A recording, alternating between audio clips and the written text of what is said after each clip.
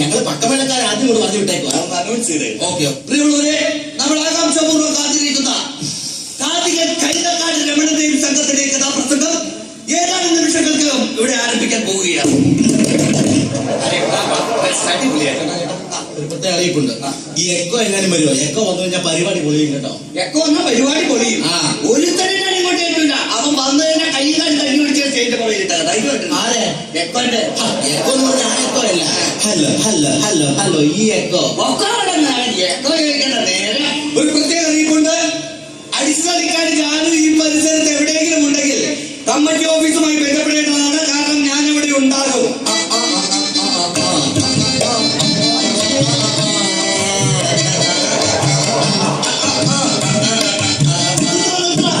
നീക്ക് തെറ്റിദ്ധരിച്ച പോലെയൊന്നുമല്ല. ഞാനും ഈ പരിസരത്ത് എവിടെയെങ്കിലും ഉണ്ടെങ്കിൽ കമ്മിറ്റി ഓഫീസിലേക്ക് പറയണ്ട, ഞാൻ അവിടെ വന്ന് കണ്ടോളാം.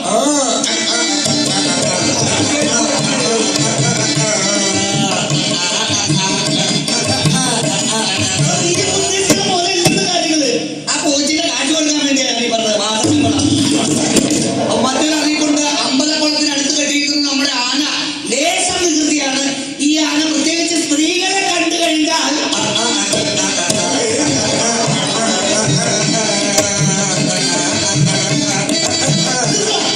സ്ത്രീകളെ കുട്ടികളെ കണ്ടു കഴിഞ്ഞാൽ ആന ഉപദ്രവിക്കുന്നുണ്ടാണ് ഞാൻ ഉദ്ദേശിച്ചത്. പെട്ടെന്ന് കഥ ആരംഭിക്കാറുള്ളത്. പിന്നെ നിങ്ങളല്ലേ ആദ്യം ഓർക്കസ്ട്രക്കാരി, നിങ്ങളുടെ കൂടെ വന്ന ആരെങ്കിലും ഒരുത്തരാണോ അവിടെ മൂടിപ്പോച്ച് കിടന്ന് ഉറങ്ങണത്? ആളല്ല, അത് തമ്പുരുവാ. തമ്പുരു തമ്പുരുവായിട്ടും കിമ്പുരുവായിട്ടും ചോറ് കണ്ടു കിടക്കാൻ പറ. അല്ലെങ്കിൽ കുറച്ച് കഴിയുമ്പോ ചോറ് കിട്ടൂല. മനസ്സിലായോ?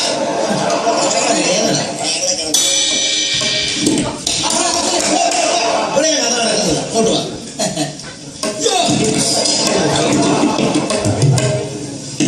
ഇല്ല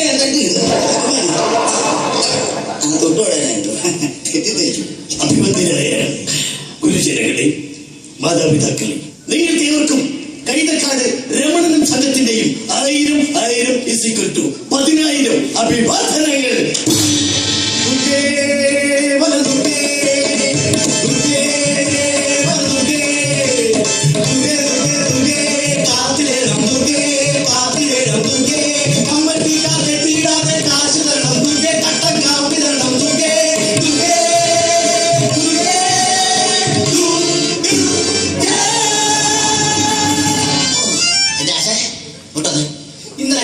ഞങ്ങളെല്ലാരും നേരത്തെ വീട്ടിൽ പോയില്ല. ആശാ മാത്രം താമസിച്ചു പോയി.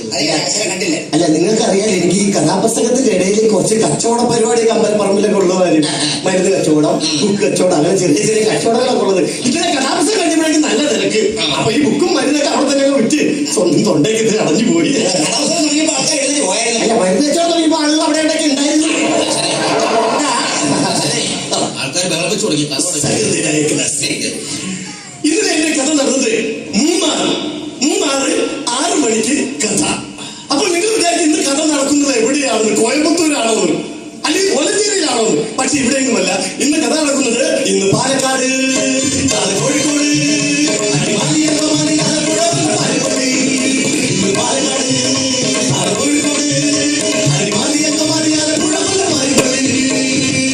എന്റെ കഥ പ്രശസ്ത ബംഗാളി നോവലിസ്റ്റായ റിക്കാർഡോ ഫെർണാണ്ടോയുടെ എന്റെ ഡ്രാഗൺ എന്ന കഥയുടെ മലയാള പരിഭാഷയായ ഇന്ത്യയുടെ രാഘവ എന്ന കഥയിൽ നിന്നും അതിന്റെ ഏടിൽ നിന്നും മാന്തി പറിച്ചെടുത്ത് അത് വെയിലത്തിട്ട് ഉണക്കി അതിൽ നവസാരം, ഇന്ദുപ്പ്, അല്പക്കാരം, കൊത്താമല്ലി ഇവയെല്ലാം ചേർത്ത് പൊടിച്ച് സമമാക്കി ഒരു കുപ്പിയിലാക്കി പൊടിച്ചെടുത്തിട്ട് അതിൽ അല്പം ചൂടുവെള്ളം ചേർത്ത് നമ്മുടെ കയ്യിൽ തിരുമി ദേഹം ആസകലം പുരട്ടിയാൽ ശരീരത്തിലുണ്ടാകുന്ന കൊച്ചു കൊച്ചു വ്രണങ്ങൾ, കൊച്ചു കൊച്ചു കുറ്റങ്ങൾ, അതിനുള്ള പാടുകൾ മാറി കിട്ടും. ചെറിയ ലഭിക്കുമില്ല 20 രൂപ, വലിയ ലഭിക്കുമില്ല 50 രൂപ. ചെറിയ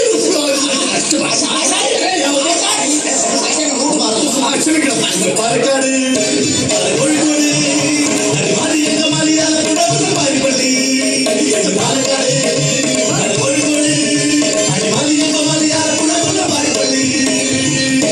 സഹൃദയരെ, നമ്മുടെ കഥ നടക്കുന്ന എവിടെയെങ്കിലുമല്ല. അങ്ങ് കേരളത്തിന്റെ തെക്ക് ഭാഗത്ത് ഭാരതം എന്ന് പറയുന്ന ഒരു കൊച്ചു ഗ്രാമം. ആ ഗ്രാമത്തിന് ഒത്ത സഹാറ എന്ന് പറയുന്ന മരുഭൂമി. ആ മരുഭൂമിയുടെ ഒത്ത നടുവിലൂടെ ഭാരതപ്പുഴ ഇങ്ങനെ തലതാഴ്ത്തി ഒഴുകുകയാണ്. ഈ ഭാരതപ്പുഴയെ കുളിക്കുന്നവരെ കുളിച്ചുകൾ എത്തി നോക്കി ആ ഗ്രാമത്തിനൊരു പേര് വീണു, എത്യോപ്യ. ആ എത്യോപ്യയെ കുറിച്ച് പറയുകയാണെങ്കിൽ പച്ചയുടുപ്പിട്ട കൊച്ചു ഗ്രാമം, എത്യോപ്യയിലുള്ള ഒരു കൊച്ചു ഗ്രാമം, പച്ചയുടുപ്പിട്ട കൊച്ചു ഗ്രാമം, എത്യോപ്യയിലുള്ള ഒരു കൊച്ചു ഗ്രാമം. പിച്ചക്കാർ വല്ലാരും തന്നതാണോ, പണിഞ്ഞതാണോ, പണിഞ്ഞതാണോ,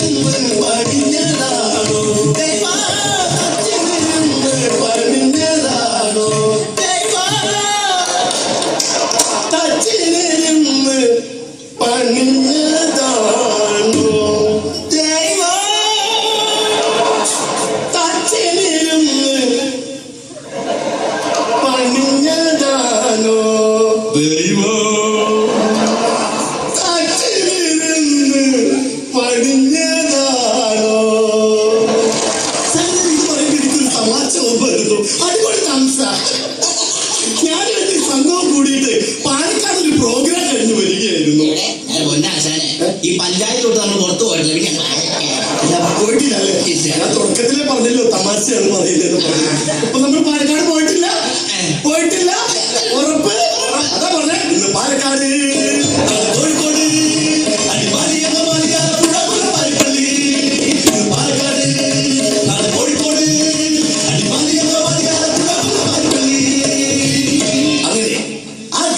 സുപ്രഭാതം അതിരാവിലെ തന്നെ പൊട്ടി പണ്ടാരടയ്ക്കും. പെട്ടെന്ന് ആ ചെറ്റപ്പുരയുടെ മുന്നിൽ നിന്നും ആ വാതിൽ എന്നെ പുറത്തേക്ക് തുറന്നു. അതിൽ നിന്നും അത് ആരോഗ്യത്തിന്റെ ഗോത്രനുമായ സൂത്രനുമായ ഒരു യുവാവ് പുറത്തേക്ക് ഇറങ്ങി വന്നു. അവനാണ് നമ്മുടെ കഥാനായകൻ ദുഷ്ടൻ.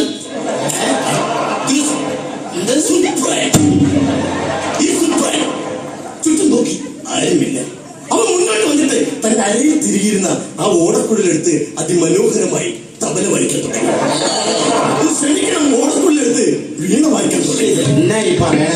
ഓടക്കുഴലെടുത്ത് ഗിത്താർ വായിച്ചു. അതെ, അവൻ അതെടുത്ത് അത് വായിക്കാൻ തുടങ്ങി. പെട്ടെന്നൊരു ശബ്ദം, മുറ്റത്തൊരു മൈന. സുപ്രൻ തിരിഞ്ഞു നോക്കിയില്ല, മൈന ചമ്മിപ്പോയി.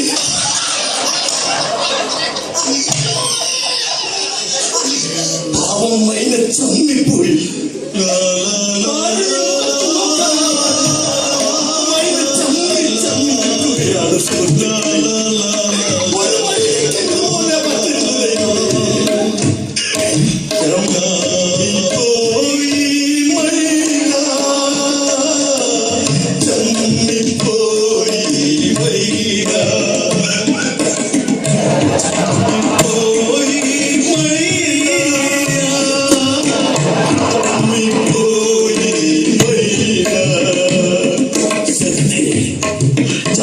വാങ്ങിയ മൈന ഒരു മനുഷ്യന്റെ മുഖത്ത് പോലും നോക്കാനാവാതെ സുപ്പറിനെ തെറിയും വിളിച്ചുകൊണ്ട് അങ്ങ് അകലേക്ക് പറന്നിട്ടു.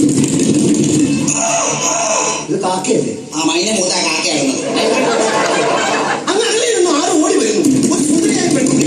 അടിമാലി ശാന്തയാണോ? അല്ല, അമ്മയുടെ പേര് ഇവരാരുമല്ല. നമ്മുടെ കഥാനായിക അമ്മിണി. അമ്മണി ഓടി വരികയാണ്. ഓടുന്ന അമ്മണി ഒരു കല്ലിൽ തട്ടി അലച്ചു കെട്ടി പടക്കോന്ന് പറഞ്ഞ് അവിടെ വീണു. സൂപ്പറിനോട് ചെന്ന് ചോദിച്ചു, പെണ്ണെ നിനക്ക് എന്താ പറ്റിയത്? എന്റെ കാലം ഒടുക്കി. ഇല്ല, കാലം ഒടുക്കി കാണും. ഇല്ല, കാലം ഒടുക്കി. ഒടിഞ്ഞു കാണും. ഇങ്ങനെ സംശയം തോന്നിയാൽ ഒരല്പം എടുത്ത് കയ്യിൽ പുരട്ടിയതിന് ശേഷം ചെറിയ ബോട്ടിന്റെ വില 5 രൂപ, വലിയ ബോട്ടിന് 10 രൂപ, വലിയ ബോട്ടിന് ഇന്ന് പാലക്കാട്, കോഴിക്കോട്,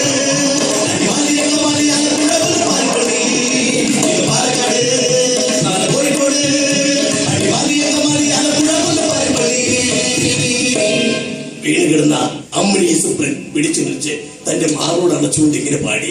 മാറോടണച്ചു ഞാൻ പാടാ താമര നൂലുകൊണ്ടാലോലം, മാറോടണച്ചു ഞാൻ പാടാ താമര നൂലുകൊണ്ടാലോലം, മാറോടണച്ചു ഞാൻ പാടാ താമര നൂലുകൊണ്ടാലോലം, മാറോടണച്ചു ഞാൻ പാടാ.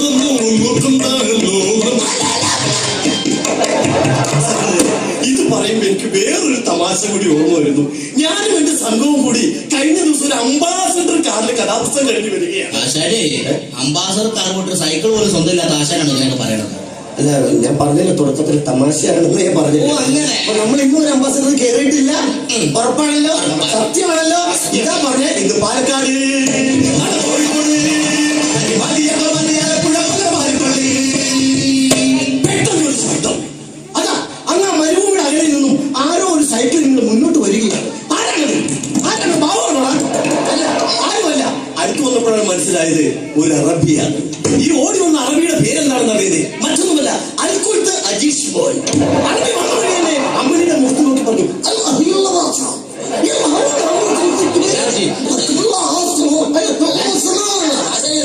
ആർക്കും മനസ്സിലായില്ല. അതിന് രാത്രി എനിക്ക് മനസ്സിലായി മറ്റൊന്നുമല്ല, എന്റെ കയ്യിലുള്ള യവനിപ്പാർക്കായ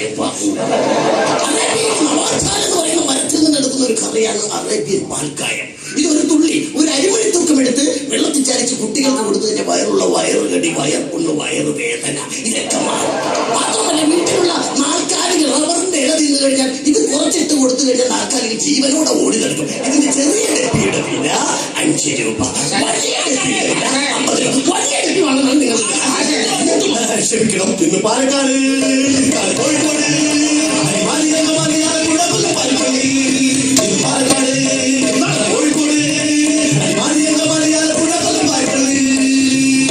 അങ്ങനെ അറബിയോട് തായ്സും പറഞ്ഞുകൊണ്ട് നമ്മുടെ സുപ്രധാന രമണിയും മുന്നോട്ട് പോവുകയാണ്.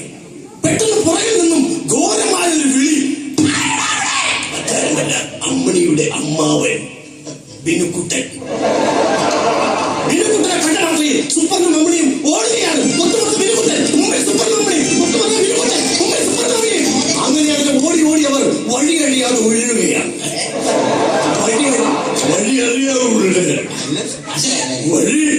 വഴി അറിയാതെ ഉഴുകയാണ്. അങ്ങനെയല്ല, വഴി അഴിയാതെ ഉഴുകുന്നു. അതെ, അത് അറിയാതെ അത് ചെയ്യുകയാണ്. അങ്ങനെ വീണ്ടും ഓടി മുന്നോട്ട് ഓടി ഓടി 4 കൂടിയ മുക്കവലയിൽ വന്നു നിന്നു. മുമ്പിലേക്ക് ഒരു വഴി, സൈഡിലേക്ക് വേറൊരു വഴി. ഏത് വഴിക്ക് പോകണമെന്ന് അറിയില്ല. എങ്ങനെ സംശയത്തിൽ നിൽക്കുന്നവർ എന്റെ കയ്യിലുള്ള വാങ്ങുക.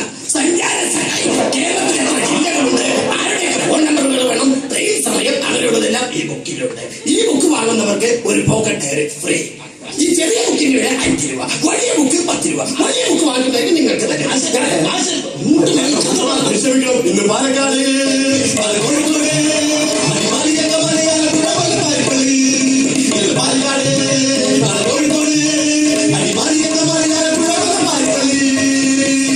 അങ്ങനെ വെയിൽ കൊണ്ട് ഓടി ഓടി തളർന്ന് അമ്മണിയുടെ മുഖം കരിവാളിച്ചൊരു പ്രത്യേക വൃത്തികെട്ട രീതിയിലായി.